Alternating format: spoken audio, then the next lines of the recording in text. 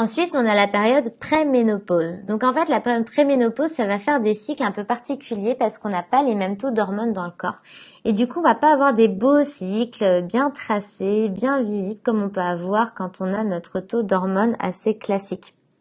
Sur le cycle, on va voir des choses un peu particulières.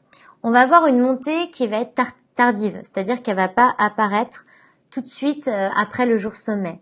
On va pas avoir une belle montée bien haute avec un plateau très haut et un seuil très bas. Non, on va avoir un truc qui est beaucoup moins net, beaucoup moins visible. En fait, c'est comme si on avait un cycle, mais avec tout en plus estompé, moins net, avec des phases œstrogéniques plus courtes, des phases lutéales plus courtes. En fait, on commence à se rendre compte que les choses deviennent irrégulières, qu'il y a quelque chose qui se désynchronise, d'accord? C'est la période préménopause.